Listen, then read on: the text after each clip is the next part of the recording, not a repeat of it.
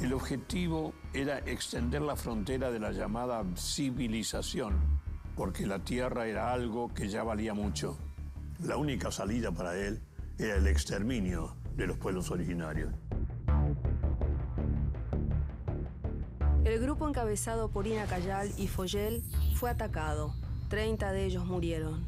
Los demás fueron tomados como prisioneros y confinados en la isla Martín García. Cuando comenzamos a investigar en la biblioteca del Museo de la Plata, ese 2 de marzo, encontramos en el catálogo de restos humanos de Lehmann Nietzsche que dentro del museo había muerto una familia prisionera del Perito Moreno, su fundador. Todos estos restos humanos que ingresan al Museo de la Plata son consecuencia de la llamada campaña del desierto. Fue como un antes y un después. Terminás de entender parte de tu identidad, porque uno entiende qué es realmente lo que pasó con tus ancestros.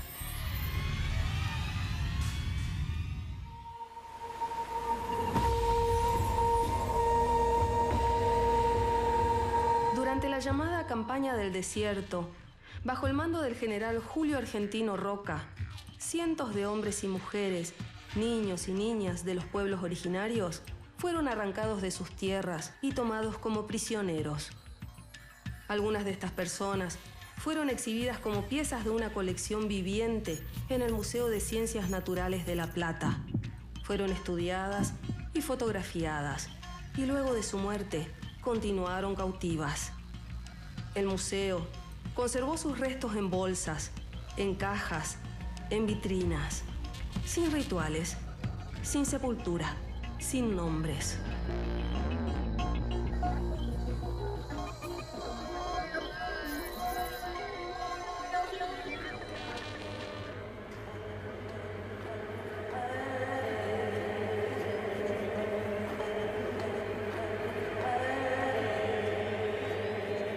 En el año 2006, el colectivo Guías, un grupo de estudiantes de antropología de la Universidad de La Plata, descubrió que en los sótanos del museo aún conservaban restos del cacique Ina Callal, que no habían sido restituidos a su comunidad.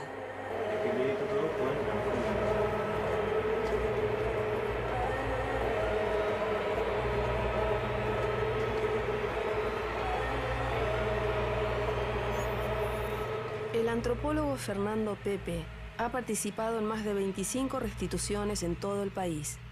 Actualmente trabaja en el Instituto Nacional de Asuntos Indígenas, desde donde lleva adelante esta tarea.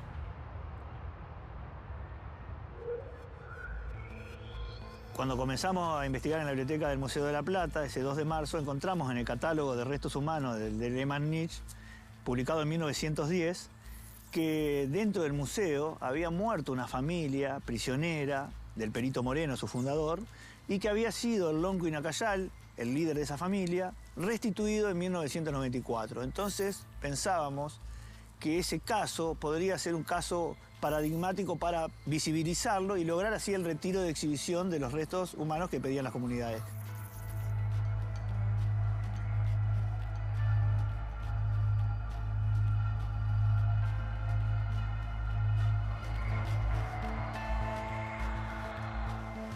Cuando accedimos a las colecciones de restos humanos del Museo de la Plata, que se encontraban en los depósitos, encontramos restos de los familiares y del cacique Ina Callal, quienes habían vivido prisioneros dentro del Museo de la Plata, y una vez que habían muerto, sus restos habían sido expuestos en las vitrinas del mismo.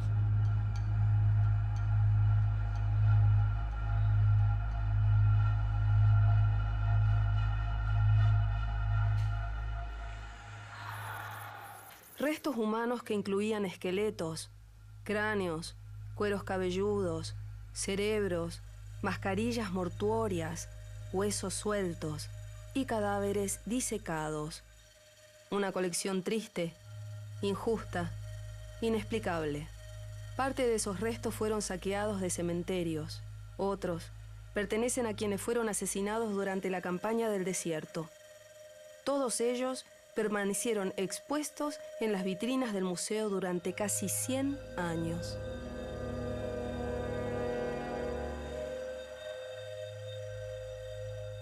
Roca fue quien llevó adelante el genocidio que formaba parte del proyecto de país de la generación del 80.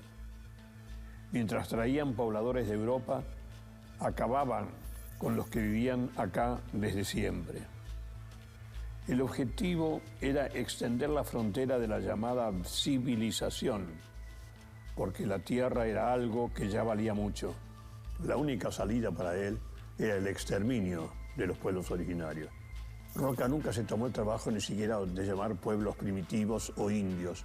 Los llamaba siempre los salvajes, los bárbaros, en todos sus discursos. Y estaba ya preparando el ambiente. Se va a hacer la campaña en el desierto. Se puede leer en los propios partes de Roca y en el informe final que hace ante el Congreso de la Nación que todo eso fue un verdadero genocidio. Y más todavía. Además de los muertos que hubo, trajo prisioneros a los indios con sus familias, a los que se los trajo caminando. Patricio Harrison es antropólogo y fue uno de los fundadores del colectivo Guías. Estuvo presente cuando descubrieron, en los sótanos del museo, los restos de Ina Cayal y su familia. Por gestión de los compañeros obtuvimos un permiso para indagar acerca de esas colecciones a partir de la denuncia clave de que el Museo de la Plata aún conservaban restos humanos o restos blandos del cacique Nacayal, o sea que una ley nacional no se estaba cumpliendo. Yo creo que eso fue un poco nuestra punta de lanza como para conseguir esos permisos, esa presión mediática que de un principio el colectivo Guía generó con las notas periodísticas, divulgando y comunicando estos hallazgos. Y a partir de que tuvimos permiso para hacer esta investigación, comenzar esta investigación de identificar estos restos humanos. Los restos humanos que se custodian en este museo mayoritariamente ingresaron dentro de una de las temáticas prioritarias que el museo abordaba a la época. Por un lado eran los fósiles y por otro lado era ese paradigma darwiniano que era el origen del hombre, muy especialmente para la Argentina era el poblamiento de nuestras tierras. Todos estos restos humanos que ingresan al Museo de la Plata son consecuencia de la llamada campaña del desierto, no tan desierto, que no hacía mucho había concluido, precedida de otras anteriormente. El Museo de la Plata, en este contexto que ocurría en la ciencia en todos los países, presenta una particularidad realmente. Y es que aquí vivieron alrededor de unas 12 a 15 personas. Algunas de ellas murieron en el museo. Eso es algo bastante particular porque sus cuerpos fueron conservados en la institución para ser estudiados.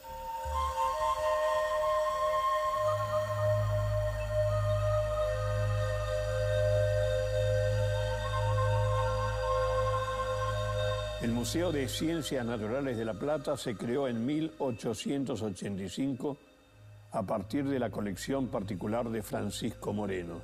En sus viajes por el sur argentino fue recolectando restos humanos que coleccionaba. Para la fecha en que se fundó el museo, Moreno tenía más de 1000 cráneos y restos de indígenas, cuyas tumbas había saqueado.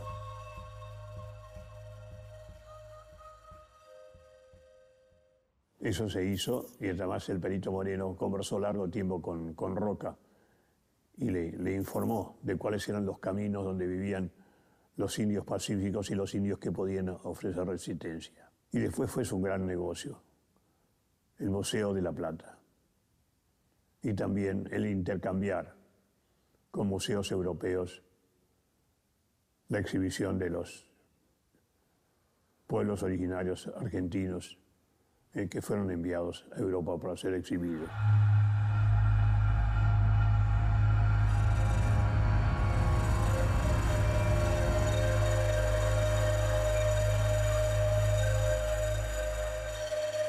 Ina Cayal fue un cacique mapuche tehuelche que nació en Tecca, Chubut, alrededor del año 1833.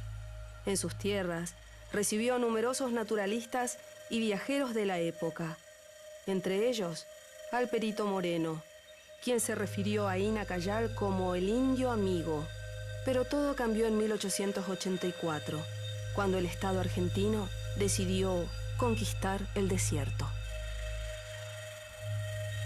En octubre de ese año, el grupo encabezado por Ina Callal y Foyel fue atacado.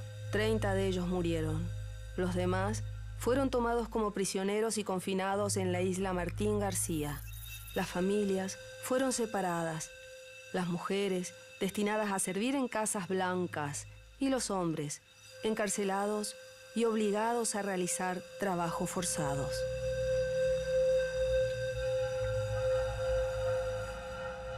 Luego de las campañas militares, mal llamada campaña del desierto, las comunidades son tomadas prisioneras, la comunidad, la familia del cacique Ina Callal son tomadas prisioneras, la del cacique Foyel también. Son obligados a caminar cientos de kilómetros hasta el buque Villarino y ahí los embarcan a las prisiones del Tigre y de la isla Martín García.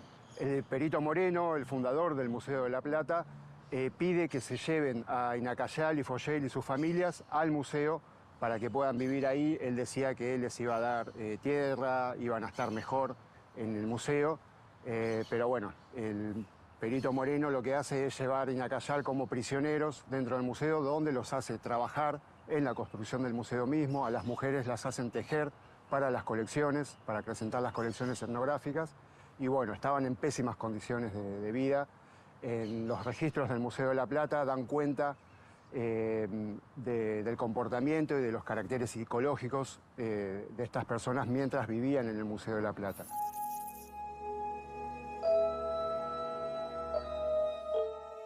Reservado, desconfiado, orgulloso y rencoroso. Comunicativo solamente cuando estaba ebrio.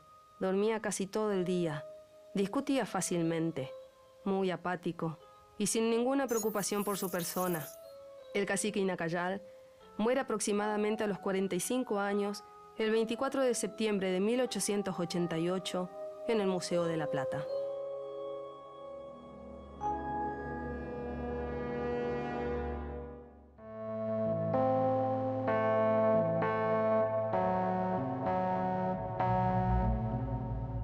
No solamente los miden, sino que se les toman las primeras fotografías de frente y perfil, desnudos. Encontramos muchos de los negativos en vidrio, inéditos. Muchos sabíamos de esa fotografía porque estaban publicadas en los anales del museo, pero muchas de ellas no. En ese relevamiento, buscando los restos, tratando de reunificar que los cuerpos, ya que estaba todo disperso, pudimos encontrar que también había fotografías perdidas entre los distintos depósitos que, bueno, que terminaron relevando esa práctica a la que eran sometidos estos prisioneros. Estaban prisioneros, estaban cautivos, lejos de su territorio que les había sido arrebatado.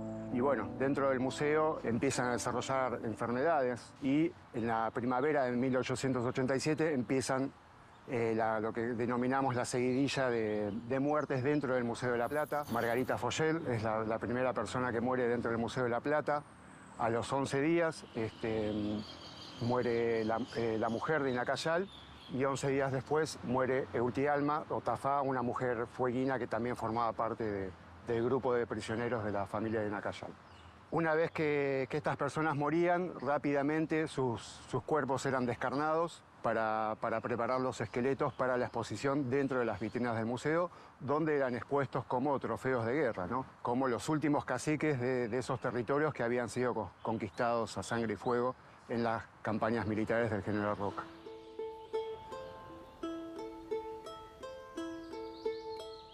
Soy tataranieta de un cacique guairaré. Mi bisabuela, Flor Guairaré, fue la primera en mestizar nuestra sangre. Recién a mis 30 años supe quién era, de mis orígenes guaraníes, de dónde venía.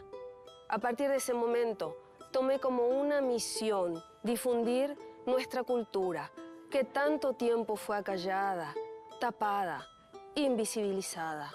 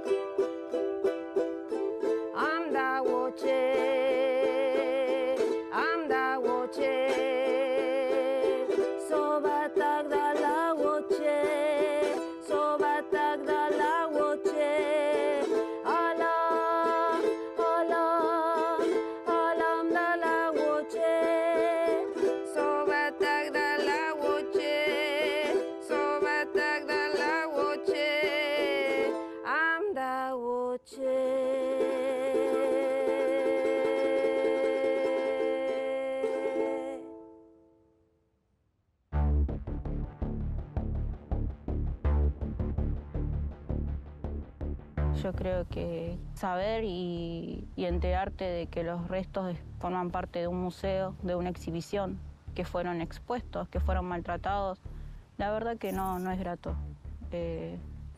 Creo que seguimos viviendo un poco sometidos los pueblos originarios con el tema de la identidad.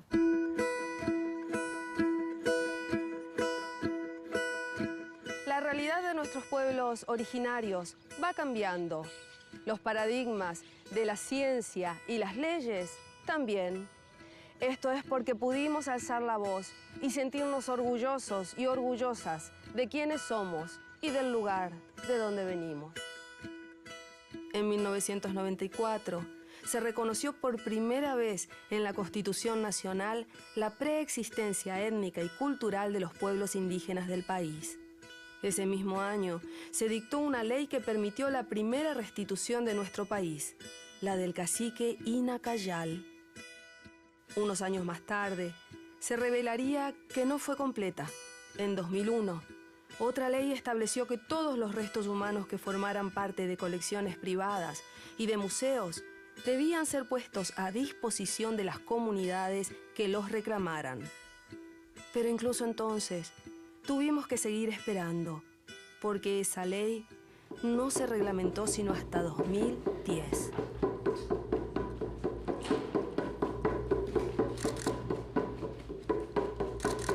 Es el senador Hipólito Solari Irigoyen quien en el año 91, cuando aquí se había denegado la restitución de Inacayal por razones jurídicas, presenta un proyecto de ley en el Senado de la Nación en el cual se instruye al Museo de la Plata la obligación de restituir los restos del cacique Inacayal a Teca, localidad de Chubut donde Inacayal había nacido. Esa ley es reglamentada recién en el año 93 y es por eso que en el año 94 se produce la restitución física de los restos óseos de Inacayal.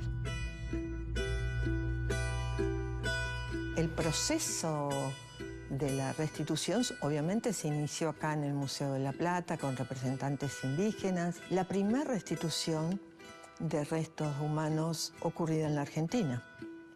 Casi creo que podría ser en Latinoamérica. Personalmente a mí me marcó mucho. Si bien familiarmente nuestra comunidad desde muy chiquitos venimos trabajando en lo que es la lucha, fue como un antes y un después. Como que terminás de entender parte de tu identidad, porque uno entiende qué es realmente lo que pasó con tus ancestros.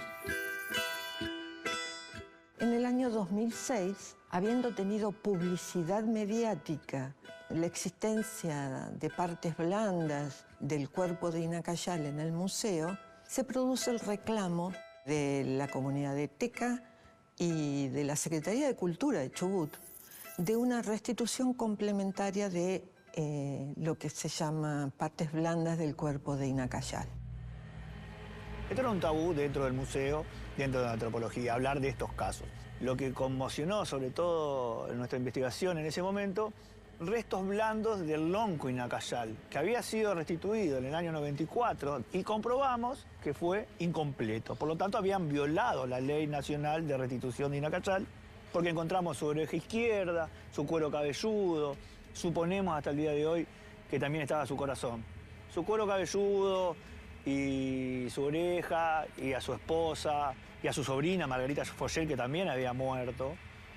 Tropachum Foyer, encontramos también en el libro de bautismo su nombre originario, y había sido bautizado como Margarita. Se habían quedado con esos restos de Inacayal y lo logramos restituir en 2014.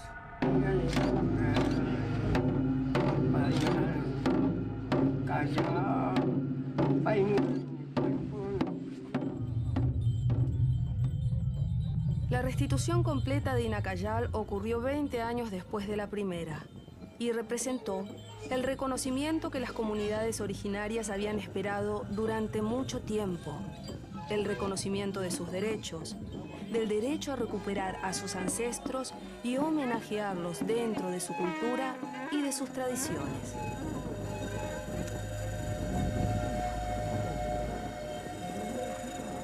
Lo recuerdo con mucha emoción. Hay un lazo que a pesar de los años te sigue uniendo. Y es como que, si bien fue un momento de alegría, pero más que nada de justicia, yo creo que también de decir, bueno, todavía estamos acá. Alguien te vino a buscar, tu gente te espera para que vuelvas.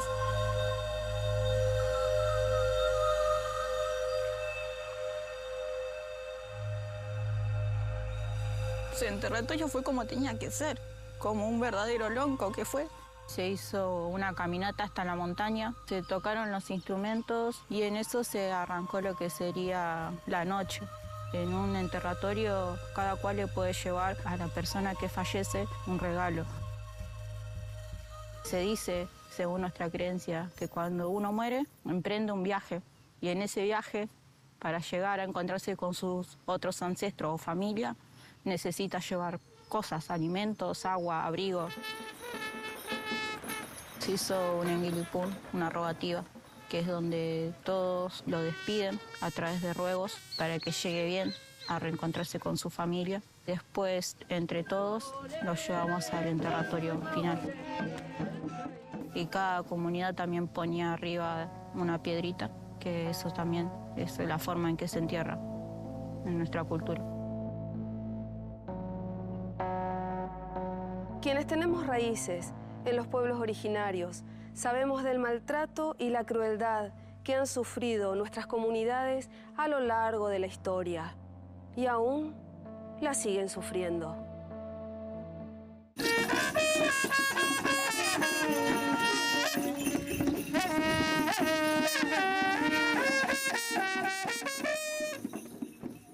Durante años, la voluntad de los pueblos originarios no ha sido escuchada, pero eso está empezando a cambiar.